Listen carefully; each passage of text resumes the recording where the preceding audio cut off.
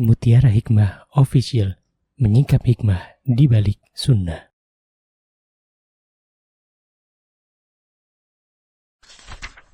Salurkan donasi terbaik Anda untuk mendukung dakwah Mutiara Hikmah Official. Mari siapkan bekal akhirat kita. Jangan lewatkan kesempatan emas ini. Ayo kita berkontribusi dalam program pembangunan Masjid Mutiara Hikmah yang dibina langsung oleh Ustadz Hanan Yasir MA dan Ustazah Imro'atul Azizah.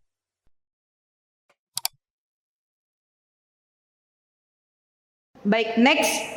Meninggalkan zona nyaman memang berat, namun kehilangan teman karena taat kepada Allah bukanlah kerugian. Bisa jadi Allah sedang menyelamatkan kita. Maka kalau kita tahu bahwa teman kita ada yang tidak baik, jaga jarak, kurangi perlahan, itu boleh ya akhwat. Daripada kita tetap berada di zona yang menurut kita tidak nyaman, kita memaksakan diri, tapi ternyata itu mengundang murkanya Allah Subhanahu wa taala. Ya, kita tarik diri, minta kepada Allah untuk mendapatkan teman yang lebih baik, dan itu lebih menyelamatkan dunia dan akhirat kita. Yang kedua, cari lingkungan baru. Ya, teman-teman bisa ketika tahu, oh iya ya, nih temanku yang ini nih, masya Allah lebih baik, dia lebih bagus. Ya nggak apa-apa, merapat ke teman-teman yang lebih baik. Kemudian perbanyak berdoa kepada Allah Subhanahu Wa Taala.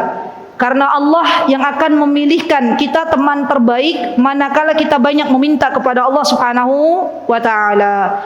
Dan yang terakhir adalah sendirian dalam ketaatan itu jauh lebih baik daripada ramai dalam bermaksiat. Jadi kita harus belajar bagaimana kita menyendiri ya akhwat. Karena kita paham bahwa kita dikubur kelak nanti sendiri. Kita dibangkitkan oleh Allah juga sendiri. Kita akan menghadap Allah juga sendiri. Dan Rasulullah SAW ketika beliau mengetahui buruknya kebiasaan masyarakat jahiliyah kala itu, maka beliau pun berusaha untuk beruzlah. Beliau berusaha untuk menyendiri, bermunajat dengan Allah Subhanahu wa taala. Jadi enggak apa-apa kalau ya sekitar kita itu semua sudah rusak, kita menyendiri, menarik diri, itu tidak apa-apa. Ya, sambil meminta kepada Allah, ya Allah berikan aku ya circle atau lingkungan yang baik. Daripada kita memaksakan diri dalam circle yang tidak baik, akhirnya Allah tidak ridho, maka itu merupakan kerugian kita di akhirat nanti. Ya banyak orang-orang hamba Allah di akhirat menyesal ketika berteman dengan teman-teman yang tidak baik. Apa yang Allah jelaskan di dalam Al-Quran, dalam surah Al-Furqan, Allah menjelaskan ketika ada orang yang meninggal dunia dan menghadap Allah Subhanahu wa taala, maka orang ini akan berkata, ya wailata, seandainya aku tidak menjadikan ia sebagai khalila, sebagai teman, ya. Dan sebelum penyesalan itu datang, mari kita menarik diri sebentar dan kita meminta kepada Allah pertemanan yang baik, ya. Kemudian yang selanjutnya ya akhwat, teman yang baik, teman yang sejati, sahabat yang akan membawa kita masuk ke surga bareng itu adalah sahabat-sahabat yang menasehati diri kita manakala kita jauh dari Allah. Maka dari itu, ketika kita melihat teman kita jauh dari Allah, maka selayaknya, sepatutnya kita menasehati teman kita. Namun ada cara elegan bagaimana menasihati teman kita. Karena terkadang ketika kita menasihati teman kita, niat kita itu hanya untuk ini loh, aku lebih baik dari kamu, ya. Jadikanlah nasihat sebagai bentuk cinta kita kepada teman kita. Jadikanlah nasihat sebagai bentuk ibadah kita kepada Allah Subhanahu wa taala. Katakan dengan lembut kepada teman kita, ud'u ila sabili rabbika bil hikmati wal mau'izatil hasanah. Tempuhlah jalan yang lebih baik, yang lebih ahsan ketika kita berdakwah. Maka apa yang harus kita lakukan? Gunakan bahasa lembut. Ya, contoh misalnya, bestiku, aku tuh sayang sama kamu, makanya aku ingetin. Aku takut ini nggak baik buat akhiratmu. Masya Allah. Nyes nggak? Nyes. Daripada kita bilang kamu tuh loh yo, kok yo kayak gitu toh yo. Itu menyalahkan. Dan sebelum kita menasihati teman kita, berdoa dulu sama Allah. Minta sama Allah. Salat, wudu, minta sama Allah, ya Allah, lembutkanlah hati bestiku ya Rabb. Ya Allah, aku menasehati bestiku ini agar nanti saya bisa bersama-sama masuk surga. Ya, luruskan niat. Dan gunakan kata-kata dari hati. Karena sesuatu yang dari hati akan sampai ke dalam hati. Baik. Kemudian fokus pada solusi. Misalnya, yuk sama-sama belajar. Saya juga masih banyak kekurangannya kok. Yuk kita sama-sama belajar. Bukan kemudian kita mengatakan aku loh yang lebih baik. Ya, kamu tuh kemarin ranking berapa sih? Ya, masih juz 30, nggak pindah-pindah. Aku loh udah juz 29. Nah, enggak begitu juga. Ya, kita tetap ya mengatakan, ayo kita sama-sama bangkit. Yuk kita sama-sama belajar menjadi hamba Allah yang terbaik. Yuk sama-sama kita memperbaiki diri. Semoga dengan ini nanti kelak Allah akan memasukkan ke dalam syurganya. Dan ketahuilah wahai anak-anakku, wahai sahabat-sahabatku, kelak nanti ketika Allah memasukkan sahabat kita ke dalam syurganya Allah dan kita belum ada di sana, maka sahabat kita akan berkata kepada Allah, ya Rabbi, wahai Rabbku, di mana sahabatku yang dulu pernah belajar bareng? Di mana sahabatku yang dulu pernah menghafal Al-Quran bareng? Di mana sahabatku yang dulu pernah tahsin bareng? Kata Allah, sahabatmu belum ada di sini kah? Aku belum melihat di syurgamu ya Rabb. Maka aku memohon kepadamu untuk memasukkan sahabatku ke dalam syurga. Ya, maka Allah berkata kepada malaikat, carilah fulana bin fulan, sahabatnya dia, dan tarik dia ke syurga agar fulana yang sudah masuk syurga dia mendapatkan kebahagiaan. Allahu Akbar. Maka dari itu Ustazah berpesan, kalau kalian belum melihat Ustazah di surga, cari Ustazah nanti. Ya Allah, saya belum melihat Ustazah Aziza yang dulu pernah bermajlis bersama. Ya Allah, masukkanlah Ustazah Aziza ke dalam syurgamu. Gitu ya, siap? InsyaAllah. Sahabat sejati itu bisa memberikan syafaat di hari akhirat nanti. Maka carilah teman-teman yang salihah, karena dia akan menarik kita ke dalam syurganya Allah Subhanahu wa ta'ala. Persahabatan yang bukan karena Allah, ingat, persahabatan yang bukan karena Allah, maka Allah tidak akan langgengkan. Maka lillahi yabqa. Semua yang bukan karena Allah pasti Allah tidak langgengkan. Dan persahabatan sejati itu diawali dengan mencintai karena Allah. Dulu Ustazah waktu di Yaman punya sahabat sejati. Ya, sahabat sejati Ustazah ya diantaranya adalah putrinya Syekh. Ya, beliau Masya Allah tabarakallah hafal Al-Quran di usia 7 tahun Ustazah. Jadi Syekh kami itu punya anak 11. Semua hafal Quran, Masya Allah. Ya, semua hafal Quran. Yang laki-laki sudah pada menikah. Ya, jadi nggak ada lagi untuk teman-teman kesempatan ini ya. 11 anaknya Masya Allah semua hafal Quran. Maka salah satu putri dari Syekh itu menjadi sahabat saya. Ya, apa yang kami lakukan setiap hari, ya alhamdulillah saya diajak untuk murojaah bersama. Ya, jadi beliau yang datang ke rumah atau saya yang datang ke rumah beliau ya dalam kondisi sedang dingin sekali, ya di bawah 0 derajat Celcius atau di atas yang 45 derajat. Ya Masya Allah, sahabat Ustazah selalu mengingatkan saya. Ya, dulu waktu di Yaman Ustazah dipanggilnya Ummu Yasir. Ya Ummu Yasir, ya Ummu Yasir, ayo murojaah, ayo murojaah. Padahal waktu itu pengennya selimutan karena dingin banget. Ya, kalau cuaca di sana kalau dingin, teman-teman, mungkin teman-teman sudah pernah mendapatkan cerita dari Syekh Ahlam. Ya hafizahullah taala bagaimana di Yaman ketika dingin. Di sana kita pakai baju double-double itu tetap dingin, nusuk sampai ke tulang. Ya. Maka kira-kira kalau lagi dingin, enaknya rebahan atau murojaah? Rebahan, jujur ya. Tapi Ustazah ditanya terus sama sahabat sejati Ustazah, ayo murojaah, bismillah. Diketok-ketok rumah Ustazah, ayo Ummu Yasir murojaah, Masya Allah. Ya, akhirnya apa? Bismillah murojaah. Ya, walau kadang Ustazah kalau lagi dingin begitu sampai gemeteran. Ya, jadi mulut itu sampai gitu, saking dinginnya, Masya Allah. Ketika Ustazah mau pulang ke Indonesia, ya Ustazah pamit ke sahabat Ustazah, ya saya mau izin ya pamit ke Indonesia tahun 2010 waktu itu, ya Sahabat sejati Ustazah nangis ya. Sampai nggak tega Ustazah. Saya peluk ya. Terus tak doain ya. Sampai di Indonesia, belum lama di Indonesia, malam-malam jam 2 Ustazah dapat telepon. Ini telepon dari siapa? Gitu. Wah, dari sahabat sejati Ustazah. Ditelepon. Jam 2 malam di sini, di sana masih jam berapa berarti? 11, 12, 1, 2. Jam berapa? Jam 10 ya. 11, 12, 1, 2, 4 jam perbedaannya. Maka Ustazah bilang, ya fulana gitu ya. Gimana kabarnya? Masya Allah, itu rasanya kangennya tuh beda teman-teman. Karena dulu kami mencintai karena Allah. Maka sesuatu yang kita lakukan karena Allah, pasti Allah akan langgengkan. Ya kenapa Ustazah mencintai beliau? Karena beliau termasuk dari Ahlul Quran.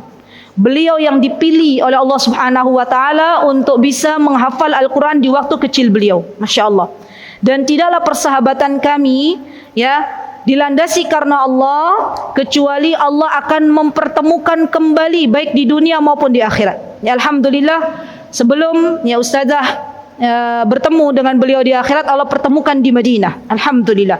Dan senangnya luar biasa. Ya, kita rangkulan, kita pelukan, Masya Allah, tabarakallah. Dan yang pertama kali beliau tanya ke Ustazah, ya Azizah, ya Ummu Yasir, bagaimana dengan hafalan Qur'anmu? Yang ditanya begitu. Ya, kalau bukan karena Allah, yang ditanya apa biasanya? Kalau kita ketemuan reunian sama teman-teman, ada ibu-ibu ini? Kalau ketemu sama teman, udah lama nggak ketemu, terus pertama kali ketemu apa yang ditanya? Anaknya berapa? Gitu kan? Sekarang kerjanya apa? Gitu ya, masalah-masalah dunia. Saya bertemu dengan beliau di Madinah, itu yang ditanya gitu.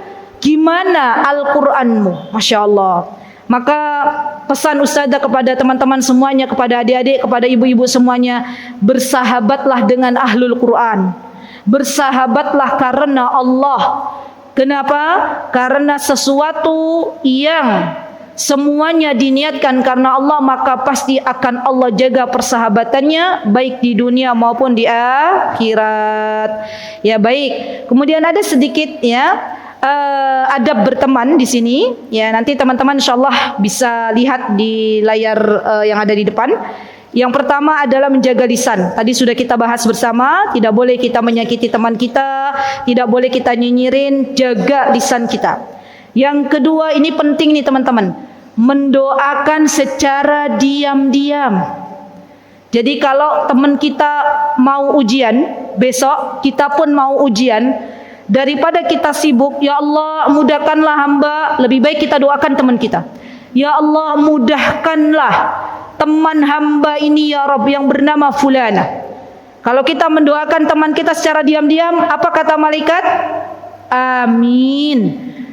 Wa iyyak, semoga Allah ijabah doamu dan semoga Allah juga akan memudahkan ujianmu. Pernah enggak kita mendoakan teman kita?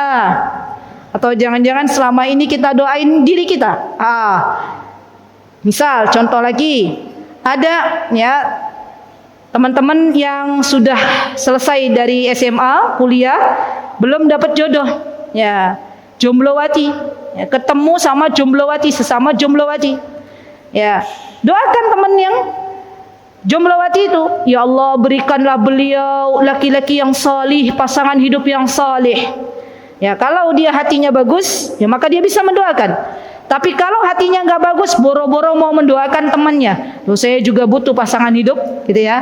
Maka mendoakan teman kita ketika dia tidak mengetahui didoakan, itu merupakan kebaikan yang seharusnya kita lakukan. Baik, yang ketiga, ini nih, hati-hati nih, menjaga rahasia. Para akhwat, ya mayoritas di luar sana di negeri Konoha, ya kita berada di negeri apa? Negeri Indonesia.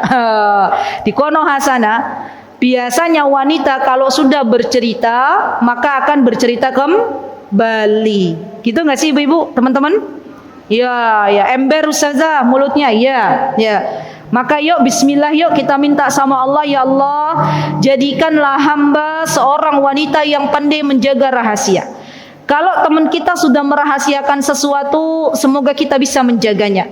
Dan ini merupakan tanggung jawab kita di hadapan Allah Subhanahu wa taala. Yang keempat, tidak hasad. Nah, ini penting nih.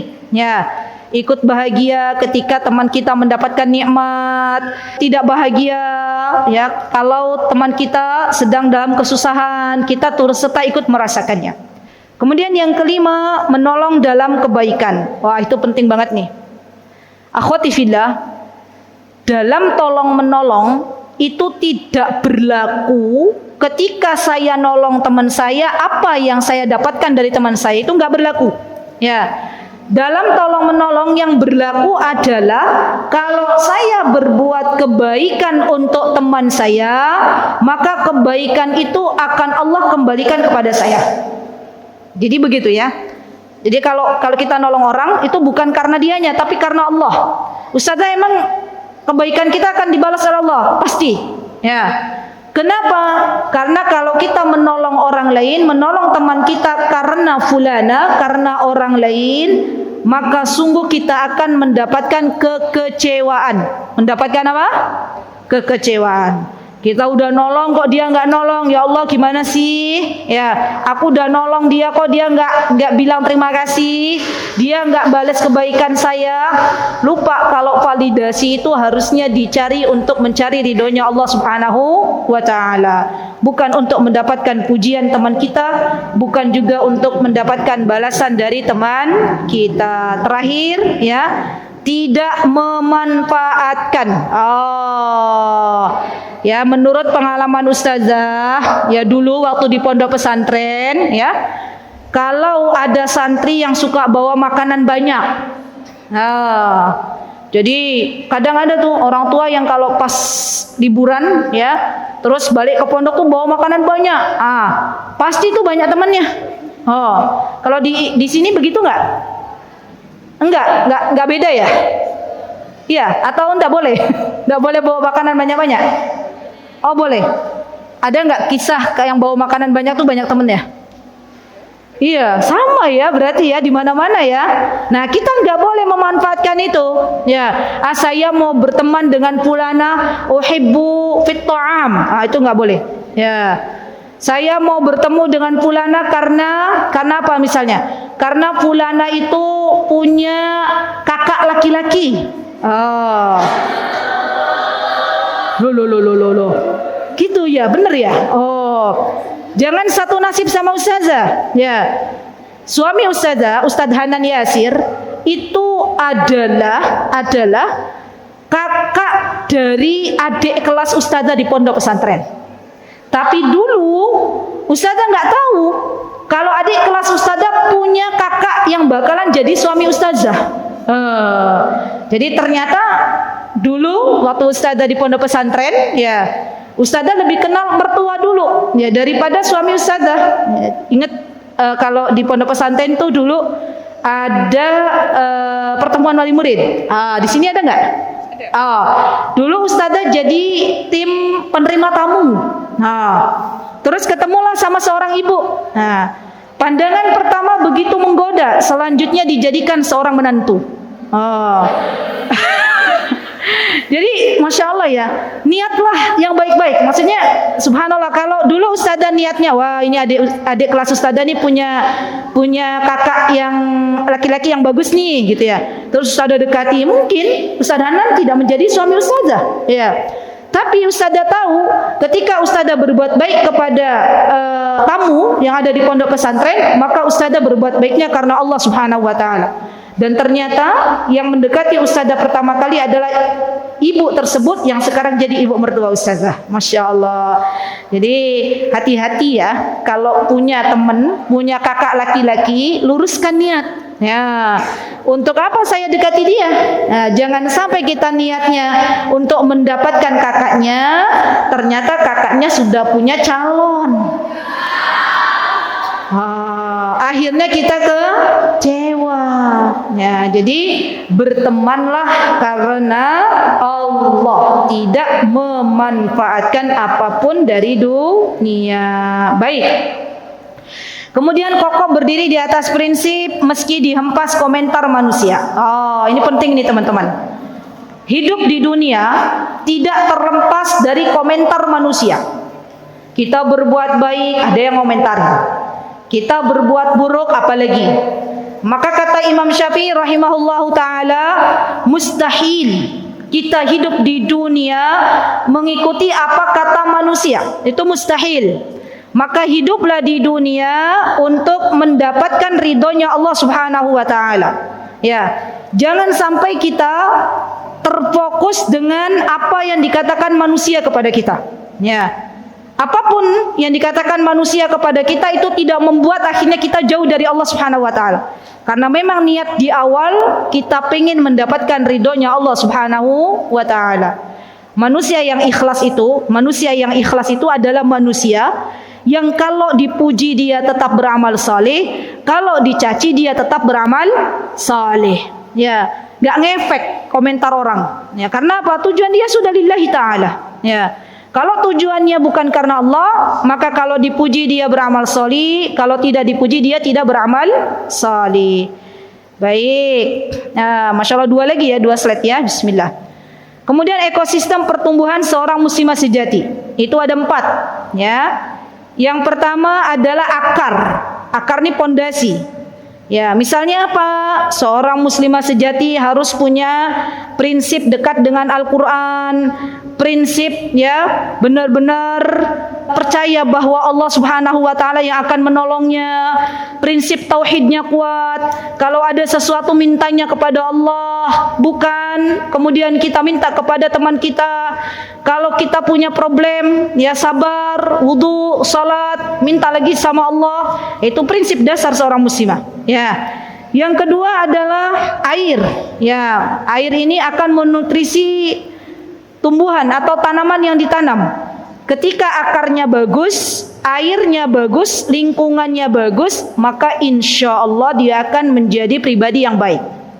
Kalau sudah bagus tauhidnya, ya, kalau sudah bagus lingkungannya, maka insya Allah hasilnya, panenannya adalah bunga yang sangat menawan. Artinya apa? Allah akan berikan akhlakul karimah. Allah akan berikan subhanallah ketenangan hati. Allah akan berikan kemampuan berdakwah dengan baik. Ya, Masya Allah. Jadi tidak semua orang yang diberikan ilmu oleh Allah itu diberikan oleh Allah kemampuan untuk berdakwah, kemampuan untuk bisa memahami audien. Hanya orang-orang yang memiliki tauhid yang kuat, hanya orang-orang yang memiliki lingkungan yang bagus, yang Allah jaga, maka ia akan bisa menasehati teman-temannya dengan cara yang baik. Yang keempat adalah batasan. Terakhir ya. Apa itu batasan? Tadi, kalau kita sudah tauhidnya kuat, kalau kita sudah punya lingkungan yang baik, akhlaknya baik, maka perlu juga kita tahu batasan-batasan Allah dan Rasulnya. Seperti apa? Kalau sesuatu itu dilarang maka kita jauhi. Kalau sesuatu diperintahkan maka kita dekati. Masya Allah. Baik, terakhir, muslimah yang kuat bukanlah yang paling terkenal atau paling ramai circle sosial medianya, melainkan ia yang gigih menjaga dirinya, menjaga imannya dan menata hatinya, serta tetap berani taat walau harus berjalan sendirian. Semoga Allah senantiasa mengaruniakan kita teman-teman yang salihah, yang saling menggenggam erat sampai menuju surganya Allah Subhanahu wa ta'ala. Amin. Allahumma amin. Baik, insyaallah cukup ya teman-teman, adik-adik semuanya, semoga bisa diambil manfaatnya. Ya, Ustazah senang datang kemari ya. Masya Allah bertemu dengan adik-adik yang sedang berjuang menuntut ilmu. Tetaplah semangat ya menuntut ilmu, karena sejatinya kalian sedang menanam. Jangan cepat-cepat memanen kalau belum kuat akarnya. Jangan cepat-cepat memanen kalau belum belajar usulnya, ya. Maka bersabarlah sebagaimana Imam Syafi'i rahimahullahu taala berkata, ala la tanalul ilma illa bisittatin saumbika an tafsiriha bibayanin dzakain wa hirsi wastibarin wa bulghatin wa suhbati ustadin wa tuli zamanin. Belajar itu perlu sabar, belajar itu perlu waktu yang lama. Jikalau kita sudah melakukan 6 hal ini, maka Allah akan berikan kepada kita ilmu yang bermanfaat. Semoga Allah mudahkan adik-adik semuanya dalam menuntut ilmu. Selamat berjuang dan semoga Allah mudahkan kita untuk berdakwah di masyarakat kita masing-masing, karena sesungguhnya profesi para nabi itu adalah berdakwah. Dan semoga Allah Subhanahu wa taala sebagaimana telah Allah kumpulkan kita di majlis yang mulia ini, semoga kelak kita dikumpulkan di dalam syurganya. Amin Allahumma amin. Aqulu qouli hadza wastaghfirullah li wa lakum wa akhiru da'wana anil hamdulillahi rabbil alamin. Wassalamu alaikum warahmatullahi wabarakatuh. Mutiara Hikmah Official, menyingkap hikmah di balik sunnah.